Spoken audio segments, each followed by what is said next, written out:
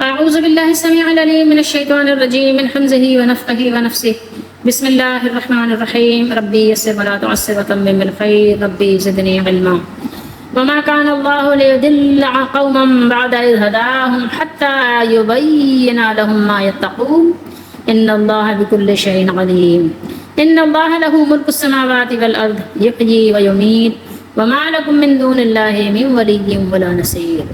اور اللہ ایسا نہیں کہ کسی قوم کو ہدایت دینے کے بعد گمراہ کر دے جب تک کہ ان کے لیے وہ چیزیں واضح نہ کر دے جن سے وہ بچیں. بے شک اللہ ہر چیز کو خوب جانتے ہیں. بے شک آسمان اور زمین کی بادشاہی اللہ ہی کے لیے ہے. وہی زندہ کرتا ہے اور وہی مارتا ہے اور اللہ کے سوا تمہارا کوئی دوست اور مددگار نہیں. اللہ کے سوا کوئی دوست نہیں. وما لکم من دون اللہ من ولی ولا نصیر. نہ کوئی ولی نہ کوئی نصیر اللہ کے بغیر نہیں ہے. اللہ تعالیٰ کی مہربانی اس کی غفور الرحیمی پر قربان جائیں. حالانکہ اس کو اپنے بندوں کو راضی کرنے کی کیا حاجت، لیکن آپ اس کی مہربانی اور شفقت دیکھیں اپنے بندوں پر کیسی ہے کہ اللہ تعالیٰ نے یہاں بندوں کو تسلی دی، اطمینان دلایا. وما کان اللہ لیضل قوما، کیا اطمینان دلایا کہ دیکھیے تسلی دی ہے جنہوں نے انجانے میں یا ان کو علم نہ ہونے کی وجہ سے اپنے جو ان کے رشتہ دار احباب کفر شرک میں مر گئے تھے اور ان کے لیے انہوں نے مغفرت مانگ لی تھی. اس سے پیچھے ہم نے پڑھ لیا تھا کہ جو اللہ نے کیا بیان کیا، ما کان للنبی والذین آمنوا ان یستغفروا للمشرکین ولو کانوا اولی قربا. یعنی ان کے لیے تو یہ جائز نہیں اللہ نے رکھا نا کہ وہ مشرکوں کے لیے اللہ تعالیٰ سے مغفرت کی دعا کریں چاہے وہ قریبی رشتہ دار ہوں.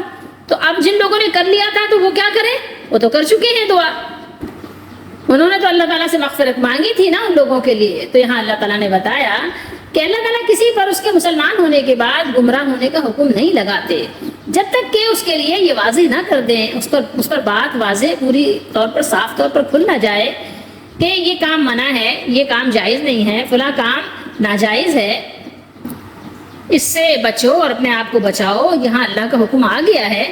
تو جب تک کسی پر یہ بات واضح نہ ہو اور اگر وہ اس طرح سے کر چکا ہو تو اللہ تعالیٰ اس بات پہ اس کی گرفت نہیں کرتے، پکڑتے نہیں ہیں. یہ اللہ تعالیٰ کی بہت بڑی مہربانی ہے. لیکن اگر اللہ تعالیٰ کا حکم آ جائے اور پھر بھی وہ اس پر اڑ جائے، ضد کرے، تو پھر کیا ہوگا، گناہ گار ہوگا.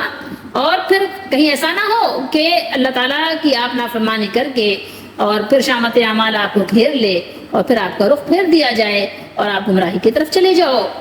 اللہ تعالیٰ ہم سب پر رحم فرمائیں، اللہ تعالیٰ ہمارے حال پر رحم کریں. تو بات یہی ہے کہ نافرمانی آپ کی کبھی کبھی گمراہی کا سبب بن سکتی ہے اور پھر اللہ کی مہربانی بہت بڑی ہے. اللہ تعالیٰ دلوں کا حال جانتے ہیں. اگر ابھی کسی کام سے منع نہیں کیا گیا تو اس کے ارتکاب پر اللہ تعالیٰ کبھی گرفت کرنے والے نہیں ہیں. کیونکہ وہ اللہ تعالیٰ خوب جانتے ہیں کہ کوئی بھی کام کرنے والا اسے لا علمی میں کر رہا ہے یا دیدہ و دانستہ جان بوجھ کر اڑا ہوا ہے، ضدی ہے. تو یہاں پر آپ کو یہ بات سمجھ لینا چاہیے کہ جب کسی چیز کا حکم آ جائے تو اپنے آپ کو آپ اس سے پھر بچائیں. اور اگر علم نہ ہونے کی وجہ سے، معلومات نہ ہونے کی وجہ سے اگر آپ نے کوئی غلط کام کر لیا ہے تو علم ہو جانے کے بعد اس سے رجوع کر لیں، توبہ کر لیں، اللہ سے استغفار کر لیں. اللہ تعالیٰ غفور الرحیم ہیں. اللہ تعالیٰ متقیوں کو جانتے ہیں کہ تقویٰ کرنے والے کون ہیں، بچنے والے، بچاؤ کرنے والے کون ہیں، اللہ تعالیٰ سے دل کی گہرائیوں کے ساتھ ڈرنے والے کون ہیں. اللہ تعالیٰ ان کے لیے راستے بنا دیتے ہیں بچاؤ کے لیے. اور ان کاموں پہ جو انہوں نے لا علمی میں کیا تھا اس پر ان کا مواخذہ نہیں فرماتے. اور دیکھیے ایک چیز یہاں غور کیجئے گا، بعد میں اس کے سبق اپنا نکالیے گا، اپنے دور میں لوگوں کو دیکھیے گا، لیکن اللہ تعالیٰ نے جو بیان کیا کیا یعنی کہنا چاہیے کہ زبردست اللہ تعالیٰ کا فیصلہ ہے کہ انسان تصور بھی نہیں کر سکتا.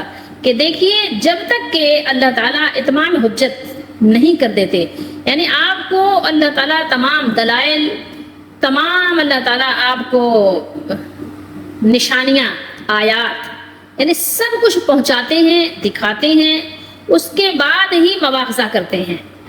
مواخذہ کب ہوتا ہے؟ اتمام حجت کے بعد ہی ہے، اس سے پہلے اللہ تعالیٰ نہیں کرتے. کوئی سزا نہیں دیتے، کسی کو ملزم قرار نہیں دیا جاتا. جیسے ہمارے یہاں قانون ہے نا، ملزم ہے کٹہرے کے پیچھے چلا گیا، اب جب جرم ثابت ہوگا تو ہوگا. ابھی تو وہ جیل کاٹے گا، ابھی تھانے میں بند ہوگا، لاک اپ میں اس کو رکھیں گے، ابھی اس کو ٹارچر کریں گے، حالانکہ ابھی وہ ملزم ہے، صرف الزام لگا ہے. لیکن اللہ تعالیٰ جب تک کہ بات ثابت نہ ہو جائے کہ یہ شخص واقعی مجرم ہے، اللہ تعالیٰ اس کو کسی قسم کی سزا نہیں دیتے. یہ سوچنے کی بات ہے.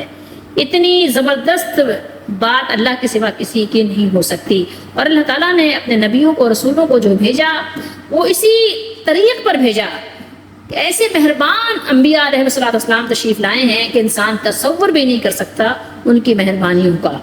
آپ اور میں تو اپنے بچوں اور بہن بھائیوں کے ساتھ وہ سلوک مہربانی والا نہیں کر سکتے جو انبیاء علیہ السلام اپنی قوموں کے ساتھ، نہ صرف اپنی قوموں کے ساتھ، تمام انسانوں کے ساتھ کرتے ہیں. کوئی بھی ہو، کہیں کا بھی اور وجم کا وہ آ جائے ان کے سامنے تو وہ اس کے ساتھ جو شفقت والا معاملہ کرتے ہیں، انسان کی وہاں تک رسائی ہی نہیں ہے، عام لوگوں کی رسائی ہی نہیں ہے.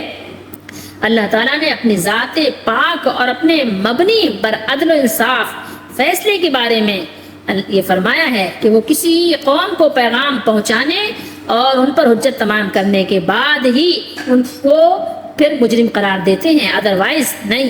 اللہ کا قانون ایسا نہیں ہے. اور اس کے علاوہ اللہ تعالیٰ نے سورہ حامیم سجدہ میں ارشاد فرمایا، کیا فرمایا؟ وَأَمَّا ثَمُودُ فَهَدَيْنَاهُمْ، اور جو سمود تھے تو ان کو ہم نے سیدھا رستہ دکھا دیا تھا. ایسا نہیں ہے کہ بغیر رستہ دکھائے ان کو ہلاک کیا گیا، نہیں، ان کو راستہ دکھا دیا گیا تھا. اور ذرا اپنا طرز عمل دیکھ لیں. ابھی ایک شخص کا جرم ثابت نہیں ہوا اور آپ دیکھیں کیسی کیسی اس کو سزائیں دی جاتی ہیں، کیسی کیسی، صرف الزام لگتا ہے اور پھر وہ سزاؤں کا سلسلہ شروع ہو جاتا ہے. کیا کچھ ٹارچر نہیں کیا جاتا اور پھر وہ اپنے آپ کو مسلمان بھی کہتے ہیں. اللہ اکبر. پتہ نہیں کس طرح کا ان کا ایمان ہے کہ جو کوئی بات مان کے ہی نہیں دیتے، قرآن و سنت کو سمجھ کے ہی نہیں دیتے. بہرحال اللہ تعالیٰ نے پھر آگے کیا فرمایا ہے، ذرا غور کیجئے. یہ آیات بار بار ہم پڑھتے ہیں، بار بار یہ آیات ریپیٹ ہوتی ہیں قرآن میں. ان اللہ لہ ملک السماوات والارض. یہ ملک کس کا ہے، ملکیت کس کی ہے، بادشاہی کس کی ہے؟ سماوات اور ارض کی. یہ جو السماوات اور الارض ہے، اس کی یہاں پر کس کی شہنشاہی ہے، کس کی بادشاہی ہے؟ اس ایک اکیلے اللہ کی ہے بس، اور کسی کی نہیں ہے. اور وہی زندہ بھی کرتا ہے، یحیی و یمیت، اور وہی مارتا بھی ہے. زندگی اور موت کس کے اختیار میں ہے؟ وہ اللہ وحدہ لا شریک کے اختیار میں ہے. سبب کسی کو بنا سکتا ہے، سبب دوا بن سکتی ہے، دوا شفا نہیں دیتی. دوا تو یہ صرف اللہ کا حکم ہے تو ہم کرتے ہیں. دوا میں کوئی شفا نہیں ہے، شفا اللہ کے حکم میں ہے. اور اللہ کا حکم اگر ہونا تو پانی کا ایک گھونٹ بھی آپ کو شفا دے سکتا ہے، زندگی دے سکتا ہے. مٹی کی دھول اڑ کر آپ کے منہ میں چلی جائے، اللہ کا حکم ہو تو وہ شفا کا باعث بن جاتی ہے. سمجھ رہے ہیں بات کو؟ اور اس کا حکم نہ ہو تو آپ دودھ پیو تو مر جاتے ہیں. سمجھ رہے ہیں؟ یہ سمجھنے کی ضرورت ہے. تو بادشاہی اسی کی ہے، حکم اسی کا چلتا ہے، اللہ تعالیٰ ہی کا حکم چلتا ہے. اس کے بغیر میرا اور آپ کا نہ کوئی ولی ہے، نہ کوئی نصیر ہے، نہ کوئی مدد مل سکتی ہے، نہ کوئی والی ہے، نہ کوئی وارث ہے. یہ ساری محبتیں اللہ کی وجہ سے ہیں. اور ایک وقت آپ آئیں دیکھیں ساری محبتیں ختم ہو جاتی ہیں. ایک نیا کپل آپ دیکھیں جو ایک دوسرے پہ جان دینے کے وعدے کر رہے ہوتے ہیں، ایک دوسرے کو یقین دلا رہے، میں آپ کے بغیر جی نہیں سکتی، میں آپ کے بغیر جی نہیں سکتا، میں آپ کے لیے پتہ نہیں کیا کچھ کر جاؤں، آپ کے لیے اپنی جان بھی دے سکتا ہوں. ایک وقت آتا ہے ایک دوسرے سے نفرت کرنے لگ جاتے ہیں، کمرے الگ الگ ہو جاتے ہیں، علیحدگیاں ہو جاتی ہیں، مائیں بچوں کو چھوڑ دیتی ہیں، بچے ماں باپ کو چھوڑ دیتے ہیں، بہن بھائیوں کو تو کچھ پوچھنا ہی نہیں ہے. میاں بیوی کے رشتے آپ دیکھیں کتنی محبتوں کے رشتے طلاقوں میں بدل جاتے ہیں، کیا کچھ نہیں ہوتے تماشے. اللہ کے بغیر کوئی رشتہ نہیں ہے. بیچ میں اگر آپ کا رب نہیں ہے تو پھر آپ کے درمیان جو رشتے ہیں سب عارضی ہیں، مصنوعی ہیں، بہت تھوڑی دیر کے لیے ہیں، بہت جلد یہ رشتوں کی محبتیں سب جو ہے نفرتوں میں بدل جاتی ہیں. بے شک اللہ ہی کے لیے آسمانوں اور زمین کی بادشاہت ہے. وہی زندگانی، وہی زندگی، وہی حیات عطا فرماتا ہے، وہی موت دیتا ہے. اور اللہ کے سوا تمہارا کوئی دوست نہیں ہے، کوئی والی وارث نہیں ہے، کوئی مدد کرنے والا نہیں ہے، کوئی ہمدرد نہیں ہے، کوئی ساتھی نہیں ہے. تو حکم تمہیں یہ ہے کہ اسی کا حکم مانو، اسی شہنشاہ کا حکم مانو، اسی بادشاہ کا حکم مانو. اس کا حکم مانو گے وہ تمہاری مدد کرنے کے لیے کافی و شافی ہے. وہ ایسا بادشاہ ہے کہ وہ ہر وقت تمہاری نگہبانی کرنے کے لیے حاضر ہے، ہر وقت موجود ہے، ہر وقت تمہیں ملاحظہ مشاہدہ کرتا ہے. وہ شہنشاہ، وہ اس نے تم کو اپنی نگاہوں میں رکھا ہوا ہے. وَهُوَ مَعَكُمْ أَيْنَمَا كُنتُمْ. تو تمہیں کیا چاہیے؟ تو تمہیں چاہیے آسمان اور زمین کے بادشاہ اللہ تعالیٰ کی نصرت پر بھروسہ کرو، اعتماد کرو اور اس کے دشمنوں سے مت ڈرو، کیونکہ اللہ تعالیٰ کے سوا ان کا کوئی اور ولی کوئی والی، کوئی وارث، کوئی مددگار نہیں ہے، کوئی دوست نہیں ہے. تمہارا دوست تو تمہارا اللہ ہے، تمہارا رب ہے.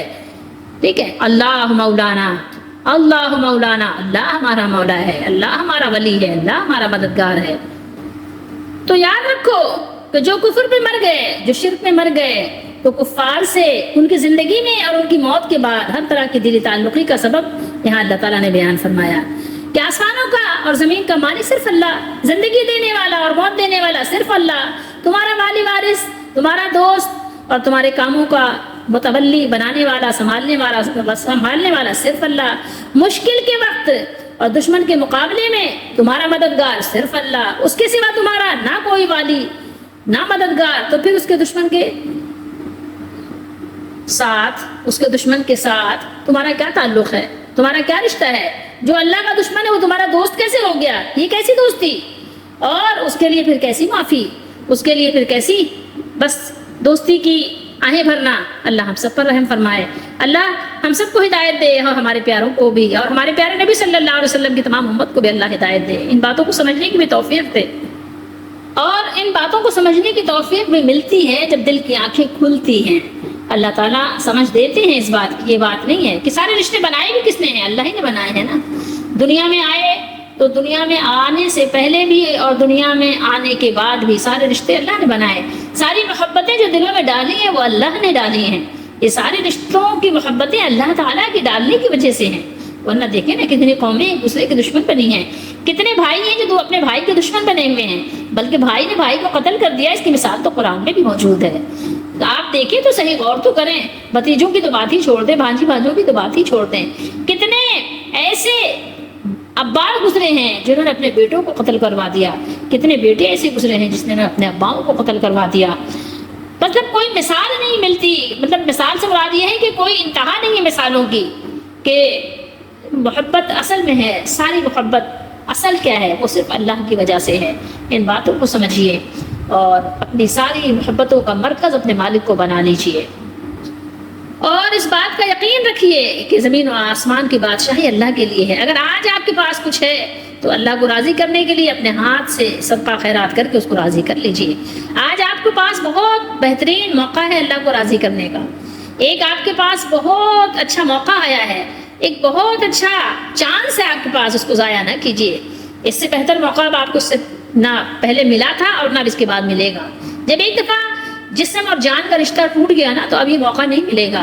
یہ انمول موقع ہے، اس سے فائدہ اٹھائیں اور جلدی سے اپنے مولا کو راضی کریں. جو کچھ آپ کے پاس ہے یہ سب اللہ کا دیا ہوا ہے، اصل بادشاہی تو اللہ کی ہے.